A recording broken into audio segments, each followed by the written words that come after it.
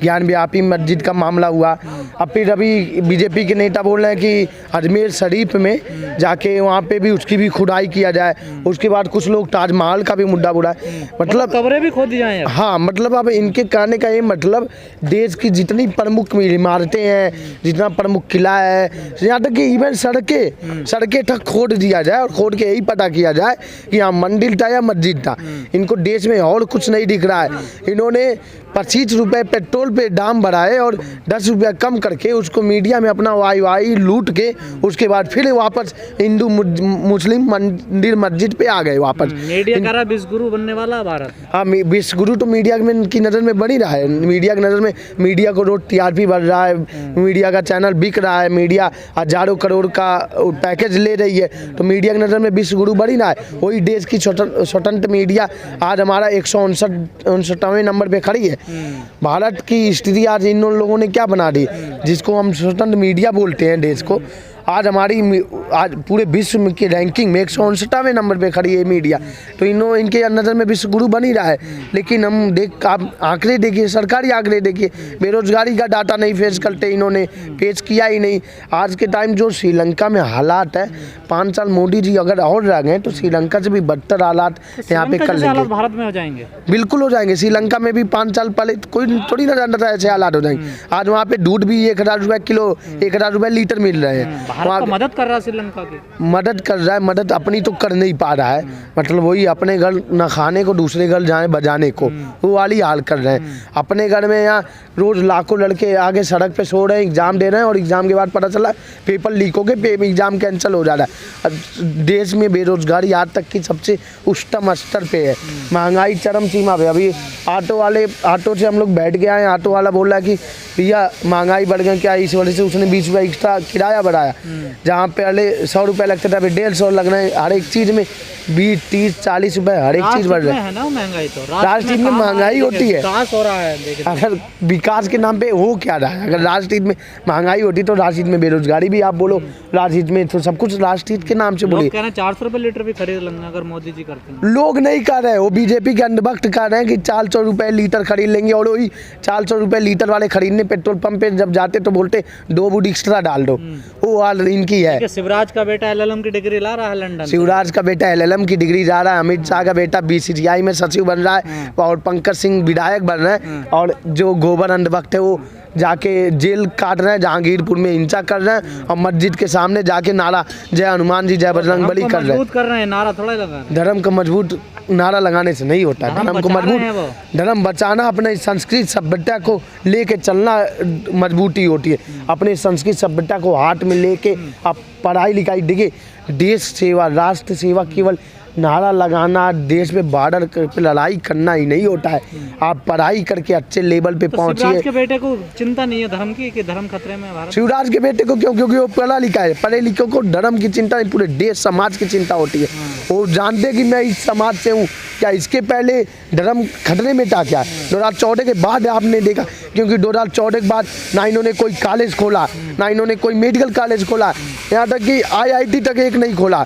अभी मैं कुछ दिन पहले IIT के लड़कों से मिला तो IIT के साथ बोले, जब नरेंद्र मोदी जब प्रधानमंत्री बने थे तो उन्होंने 10 IIT का स्कूल कॉलेज बनवाने का वादा किया था और अभी तक 5 IIT उन्होंने अभी बन रहे हैं, लेकिन आज तक वो बन नहीं पाए। 8 साल बीतने को पाए, एक IIT तक इन्होंने नहीं बनवाया। बेटे को चिंता नहीं है कि धर्म? अमित शाह के बेटे को क्यों चिंता होगी? उसका तो बिजनेस जर्मनी में, फ्रांस में, इंग्लैंड में चलेगा। इन्हें क्यों परेशान है ये? क्यों जो झंडा उठा रहे हैं, जो तलवारें उठा रहे हैं, जो ये परेशान नहीं, इनको परेशान किया जा रहा है। इनके पीछे राजनीति हो रही है, खुद नहीं समझ पा रहे हैं कि हमारे साथ ही राजनीति हो रही है। देखिए, राजनीति 2 तरीके से होती है, या तो राजनीति का हिस्सा बनिए या राजनीति का शिकार बनिए।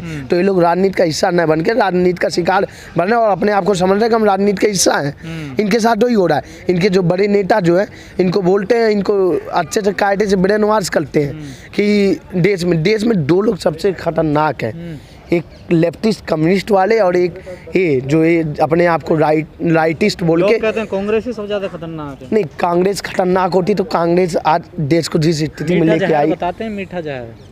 ये क्या है ना, 5-8 साल जब से मोदी सरकार है ना, लोग यही बोलते हैं कि मोदी सरकार जीत क्यों रही है। मैं इसी के बता रहा हूँ कि जब ज़्यादा मीठा खा लेंगे ना आप तो शुगर बनने का चांसेस ज़्यादा है। तो इस वजह से लोग थोड़ा सा तीखा खाने से मुंह का स्वाद का लेवल बनाए रहते हैं। तो मोदी सरकार के बोलो और मीठा हर चीज़ को बोल रहे हैं वही कांग्रेस की देन है। आज जितना आप पूरे अगल बगल आँख उठा के देखिए जितना विकास है ये कांग्रेस सरकार ही किया है। मैं ये नहीं कह रहा हूँ कांग्रेस सरकार अपने गल से लागे कि या अपने बात से। विकास अब हो रहा, तमाम मंदिरों की नींव रखी जा रही है। कौन से मंदिर की नींव रख दी गई और मंदिर की नींव लगने से विकास होगा क्या? हॉस्पिटल कोरोना का लेवल अभी जब कोरोना आया था सेकेंड में एक कमरे में 200 लड़के 200 लाशें पड़ी हुई थी। वहाँ पे ऑक्सीजन का पाइप आपको पैर रख के देख के चलना पड़ता था, कोई ऑक्सीजन का पाइप ना चल जाए कि एक सांस दब के मर जाए। हजारों लोग ऑक्सीजन की कमी से मर गए, ये विकास है। हजारों लड़के आज पढ़ाई नहीं कर पा रहे, भूखमरी का स्तर एकदम निम्न स्तर पे गिर गया है, ये विकास है। आप इसको विकास बोलते हैं तो ऐसे विकास से तो अच्छा है कुछ बनाया ही नहीं। बम्पर वोट मिल रहा है सर, देखिए बम्पर वोट देखिए वही होता है ना कि वोट जीतना वोट लेना और उससे जीत जाना ही आपके विकास को तय नहीं किया जाता है।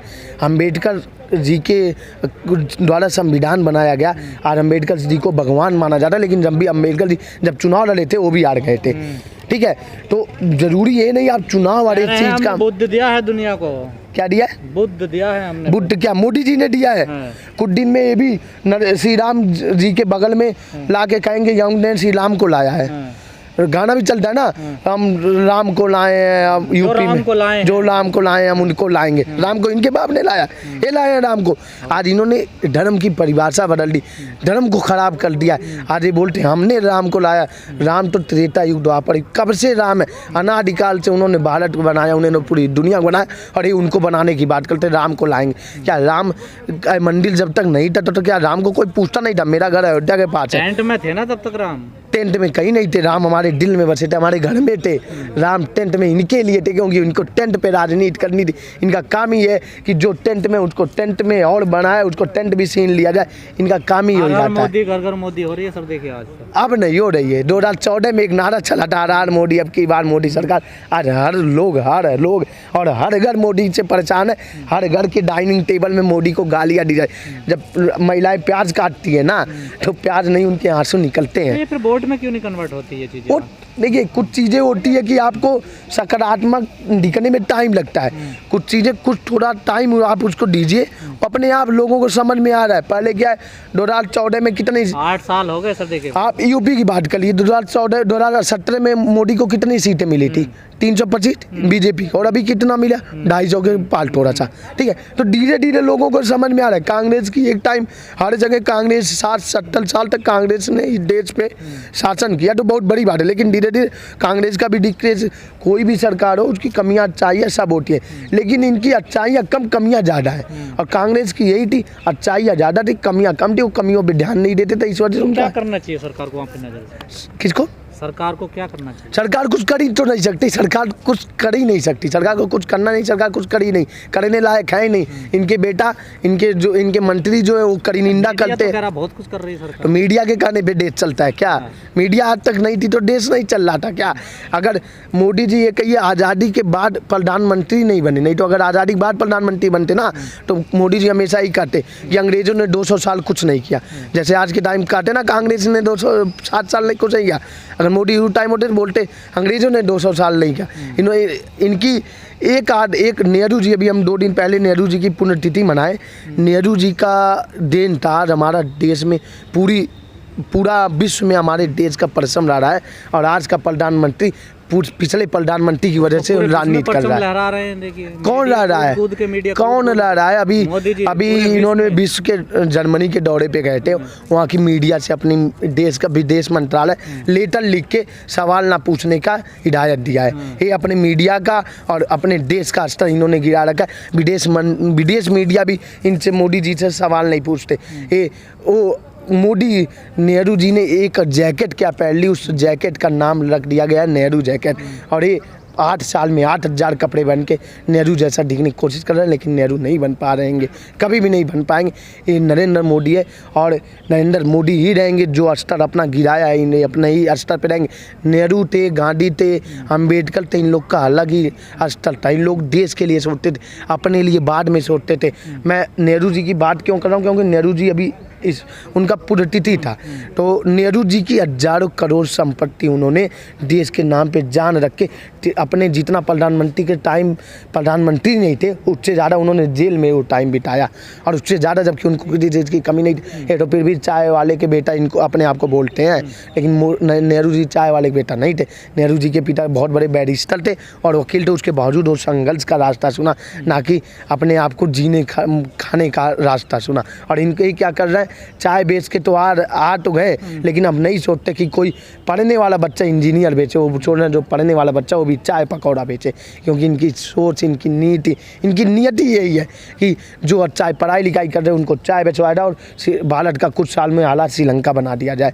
और कुछ बहत्तर पहले हमारी तुलना अमेरिका से होती थी, इंग्लैंड से होती थी, आज के टाइम हमारा तुलना पाकिस्तान से हो रही है, बांग्लादेश से। ये हमारे देश की हाल स्तर है।